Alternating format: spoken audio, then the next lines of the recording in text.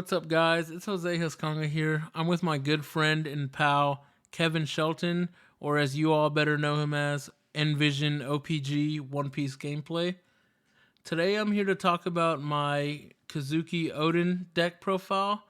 If you guys don't know what Kozuki Oden does, he is a leader with an effect that states once per turn you can discard a Land of Wano type card and stand 2 of your rested Dawn. So essentially what that does for you is you get to play with 2 extra Dawn in any turn that you want. I also want to shout out my buddies Jarrett Hubbard and Anthony Casella for helping me playtest with the deck, because it's allowed me to, tweak it to my style of play and help me perfect the list in a sense, even though I feel like it's still not up to 100%. I've done really well so far in local tournaments with the leader in the deck in general. I feel like green just has a lot of good matchups overall into a lot of different decks and people play styles. So the main focus of the Oden deck and the way I want to play the match going into a game is resource denial, as in not giving life to my opponent early to give them hand advantage, and I want to set up a big wall of defensive characters, aka blockers, to protect my boss monster and into the late game be able to close it out with big swings from my big cards or banish their life total. So the first card I'm going to be talking over is obviously the big boss monster in the deck, the card everybody's afraid of, the card everybody hates. It is 8-drop Eustass Captain Kid. If you guys don't know what he does, he is an 8-drop 8k, so he's already well statted. His effect is Dawn 1. If he is rested on your opponent's turn, your opponent basically has to swing into him and cannot attack any other character on your board or at your leader until this card is off the field with a Dawn under him.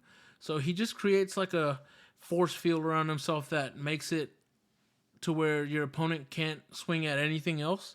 And so he kind of locks them out of the board, and it's really good with a lot of blockers. His other effect is also really well because it just lets you rest them, activate once per turn, main, rest this card, and play a 3-drop or less character from hand for free, which is also really well to play like a blocker or a 3-drop Okiku or something that's a good utility card that'll help you later on in the game to close it out and win the game. So that's the boss monster, and that's the card that really carries this deck. It is really oppressive right now because there's no way to single-handedly out it with one card. Your opponents have to, use a lot of resources to out it, and it's, just a problematic card, and it wins you a lot of games. So the next card we're going to be talking about is the 7-drop Eustass Captain Kid. It is a blocker. It is a 7-drop with 7,000 power. So already it's really well statted.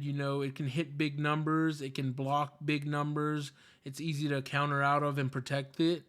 And the great thing about this card is that with 1 Dawn under it, it has Dawn 1 at the end of your turn. If this card is rested or tapped, you get to just restand it and it becomes a blocker again. So it's probably one of the best attackers / blockers in the game because it can restand itself and swing without, having to worry about it not being able to block and play defense on your opponent's turn. It's also really hard to out. It takes 2 cards as well. They need to have the Otama Jet Pistols if they're in red. They need to have the Del Flamingo 7-drops or the 9-drop Mihawks if they're in blue. So it's a good card overall. It's a great defensive piece and a great offensive piece in this deck. It's a great way to close out games, and I really like it as a 2 of. I know kid decks are more insistent on either playing 3 or 4 of it, but I feel that way it's too clunky in my deck, and I don't like to see too many of them early, so I'm only playing 2 of it right now, and that's good enough for me. The next card we're going to be talking about is the 5-drop Blocker Law. He is a 5-drop 6k blocker with an on-play effect that I think is really well for green in general. So his effect on play is when you play this card, you get to bounce any other character that you choose on your field back to your hand and play a 3-drop character or less from your hand to the field. So what's really good about this effect is if you have like a searcher or a rested character that you don't want being attacked, you can play this law, pick up that rested character, bring it back to your hand, and basically just protect it so they can't swing into it by either bringing it back into play active or playing another card that's also equally as valuable. So it's a great tech piece because it's also a blocker with a nice 6k power body, and it's just lets you play free value from your hand, which is really great in this deck that I want to just continue to gain value from my pieces and gain hand advantage overall and try to, outvalue my opponents in the late game and set up the, blocker wall around my 8-drop kid. So I'm playing 3 of it right now. I think that's a good number. I'll probably bump it up to 4 since it's really great into any matchup. Like, I always want to see it. The next card I'm going to be talking about is 1 of currently. I'm thinking about bumping it up to 2 of. It is the 5-drop 5k secret rare Yamato.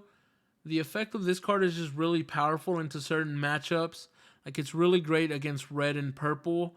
If you guys don't know what this Yamato does, it is basically a really good attacker that has double attack and banish. And if you guys don't know what double attack or banish means, double attack is essentially when this card would deal damage to your opponent's life, it deals 2 instead of 1. And banish is if this card would deal damage to your opponent's life, instead of adding the card to their hand, they trash it into their discard pile instead of gaining the card to hand. So it's really well to deny, card advantage to your opponent if they don't have any blockers up or if they don't have that many cards in hand. It's really good late game. You typically don't want to play it until you have set up your 8-drop kid board and they can't swing into it the turn you attack with it and try to deny their life from them. It's really good into red, like I said. I love it. I just don't like to see too many of it early because it just doesn't feel great playing it from hand on turn 3 or 4 because it's just like a removal magnet because people are afraid of it. But sometimes that's good, to make sure they don't use it on your 8-drop kid if they got it. So, it's good, but it's not the best. It's not what your deck is winning off of. But it's a great card, and I would definitely probably play it as a 2 of in a future deck profile. I'm just, going back and forth testing on it and seeing if it runs better as a 1 of or 2 of, especially since you have a way to search it. And that's Yamato. She's a great card. I love that card. The next card we're going to be talking about are some resters. This 3-drop 3k Izo is a really good card into certain matchups if you want to clear board. The effect of this card is on play, it can tap one of your opponent's 4-drop or less characters, and that's really good for trying to clear board with your leader or one of your 7-drop kids or your 8-drop kids. It's just good to swing into characters that are essential to your opponent's game plan, like their Nico Robins, their Okikus, their Namis, blockers, all that stuff. It's just good overall in general because the 4-drop is such a good range to hit in any matchup. So I really like it as a 4 of. It also has a 2k counter, which I think is really nice. If you have multiple of them, you can pitch them for defense if you don't want to go too low on life. And you can trash it for Oden because it's a Wano type. So it's just always a good card to have in hand. You never feel bad about having multiple in hand. So it's a great card overall. I really enjoy it. I think it's great. That's a 4 of, I think. And I'm going to keep it that way for a while. So I really enjoy that card. It really helps me win games, late game as well, to tap blockers and try to go for game when my opponent's at low life or no life. So I really think the card's essential to the deck, and I don't think I would ever cut it for any other card because it's a great card to have in your Oden deck at least. I could see kid players maybe not playing it as a 4 of, but even then, it's just a great card overall. So that's Ezo at a 4 of. All right, guys. And the next card we're going to be talking about is a 3-drop 4K power. The card is Raizo. He is a Land of Wano type, so that's good with your leader effect. So Raizo is probably my favorite Land of Wano card in this deck because it is the only card in the deck that has draw power, like straight just drawing cards. So the effect of Raizo is once per turn when attacking, if you have 2 or more rested characters, you can draw a card. Just as simple as that. Like, card draw in any card game is always going to be crucial. It's always going to be beneficial, and it's important to keep a hand advantage in One Piece especially, because that's the way you counter out of attacks that are, going to deal a lot of damage, or counter out of your big guys dying. It's how you protect your 8-drop kids, and it's how you get to your 8-drop kids by, drawing through your deck. So I think Raizo is really good as a 4 of in Oden, because if you have multiples of it, you can pitch it. I could see the Eustaskid decks not playing it at 4 of, but I think it's a 4 of in my deck because I really love the card draw power that it provides, and it can swing into bodies really well. The next card I'm going to be talking about is the, problem child of green, the 3-drop 5K big beater Okiku. If you guys don't know what Okiku's ability is, it's probably one of the better abilities in the game. Her effect states that if she has a Dawn under her, Dawn 1 attached, when she attacks once per turn, you can rest a 5-drop or less character on your opponent's side of the field. So it's a really good attacker. It hits relevant numbers, and the effect to rest any card on your opponent's field that is a 5-drop or less is really crucial and essential for clearing boards or going for game, because a lot of the great blockers, if you've seen in the One Piece game, are all 5-drops or less. Like all the queens, all the laws, the crocodile blockers, all those cards are very pesky and annoying to deal with because they're such big bodies that can block attacks and discard counters easier instead of countering straight from hand. And they also can be attackers, so it's good to tap those bodies and be able to either swing into them or just swing face when you're trying to apply pressure and be more aggressive, because you do need to do that in certain points depending on how your matchup is going. So you got to be able to, switch your playstyle from time to time if you need to. So Okiku really helps with showing aggression, and it's a big removal target, so it helps with setting up your 8-drop kid if they're trying so hard to out the Okiku that's already a big problem for their deck. So I think a 3 of is fine because you can see it multiple times, but I don't like to see multiple of it. But it's okay if you see 1 or 2 of it because you can ditch it to your leader effect. So 3 of is fine. I like it at 3. I probably wouldn't play 4. The next card we're going to be talking about, guys, is the 2-drop 3K Nekomamushi. It is also a Land of Wano type. The effect of Nekomamushi is on play, you can rest one of your opponent's 3-drop or less characters. It is similar to the Ezo effect, just that it hits, 1 cost slower. So it still hits relative, characters like your Nico Robins, your Okikus in the mirror.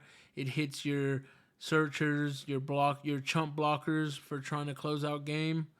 I think all the resters in this deck need to be at a 4 of because it is very essential for you to try closing out games in the late game when your opponent is down to no cards in hand or a few cards in hand with a couple blockers on board. So you just need to always have a way to tap something if you need it. And the only way you can consistently do that, I think, is if you play 4 of each of those. So I really think that card's great as a 4 of. The next card we're going to be talking about, the effect isn't really relevant. It's Scratchman Apu. He's a 2-drop 3K His effect is Don 1. When you attack with this card, you can tap one of your opponent's active Don. So that effect rarely ever comes up in any matchup. And if you're ever playing the Scratchman from hand, it feels kind of bad because you don't really want to play it because the effect isn't that great. It's really just important for the 2K counter to be able to protect your characters from dying. So that's why we play that as a 4 of. The next card we're going to be talking about is the 2-drop 2K blocker killer. The reason I play 4 of the 2-drop 2K killer is because of the effect. His effect is Don 1. If you have 3 or more characters on board, you can draw a card when he blocks. So on block, you get to basically draw a card. So I love drawing cards in this deck. So I think killer as a chump blocker that lets you draw is really good for, establishing your wall with your 8-drop kids. So I think having a blocker that can also, make you go plus in hand is really well. And it's just good to have cheap blockers to be able to flood your board once you set up your big play of the 8-drop and a ton of blockers. So that's why we play that as a 4 of. I think it's really nice. I don't think I would cut it down at all. The next card we're talking about is, everybody's favorite blocker, probably the best blocker in the game. It is Jewelry Bonnie. It is the 1-drop searcher in green. It is pay 1, rest this card. You may check the top 5 cards of your deck and add any supernova type card to your hand. So it's really good for filtering through the top of your deck and searching for your key supernova pieces like your law blockers, your 7-drop kids, your 8-drop kids, your killers. It's just good all around. It lets you advantage in your hand plus a lot, especially if you can use it multiple times in a turn or if it sticks on the board. So we got to play 4 Bonnie. And since I'm playing Oden, I have to play 4 of the Momonosuke Searcher because it's lets you do the same effect as Bonnie, pay 1, rest this card, and search the top 5 for a Land of Wano type card. So it's really good if you don't have any Wanos in hand to play the Momonosuke and find one so you can use your leader effect, because it's just another Bonnie. It's another type of card they have to get rid of, or you just plus so much. And it's just another way to consistently get more cards in hand. So we like to play it as a 4 of because you need hand advantage in this matchup, because this deck grinds through a lot of cards in the late game by protecting your 8-drop boss monster. And I love that card as a 4 of, and I think it's always going to be a 4 of in Oden. The next card, it doesn't really need that much of an explanation. It is Capone Beige. He is just a 1-drop chump blocker, 1K. You just pay 1 Don, put a blocker out there. If they try to swing big into your boss monster or a monster that you don't want to die, you just tap him and let it die. It's a good blocker. It's cheap. You can flood the board with him. So you play it as a 4 of. It's a great blocker. And lastly, we have the event lineup in my deck. So currently I am running 3 Punk Gibson. If you guys don't know what Punk Gibson does, it is a 2-drop event counter on play. You give one of your leader or characters 4,000 power. So that's a really good 4K counter. And then the effect when you play this card is you can rest one of your opponent's 4-drop or less. So I really like the card because it's a 4K counter, and the effect is really relevant because you can tap a lot of things that are 4-drops or less. So it's the same with the Izos and the Nekomamushis. It helps you either close out games or delay some aggression by tapping an attacker or tapping a blocker that could be used to, save your opponent. So it's really good late game. It's really good when you establish your 8-drop kid and you're tapped out and you just ready 2 Don with your Oden leader. And now you have a Punk Gibson set up. So it's even harder for your opponent to out your 8-drop because you have a 4K shield in hand. So I like it as a 3 of. The trigger is also really good. If you trigger this card, you just may rest any character on your opponent's side of the field, no matter what the cost of it is. So that's a really good trigger. And that's why I played it as a 3 of. It's searchable. I like the card a lot. The next event we're going to talk about is a main event. It's a 2-drop Straw Sword. The effect of Straw Sword I think is really niche. It's a really tech piece. I wouldn't really play it as more than a 1 of. If you guys don't know what Straw Sword does, it is basically pay 2 Dawn and you can rest or tap any character on your opponent's board, which I think is a really powerful effect because it's really good into the green mirror match to be able to tap your opponent's 7-drop blocker that just restood itself just for 2 Dawn, which is really great. It's good against 7-drop Doffies and 9-drop Mihawks. You can tap them the turn they're played and try to swing your 8-drop into them if you've already established that. So it's really good for clearing board late game.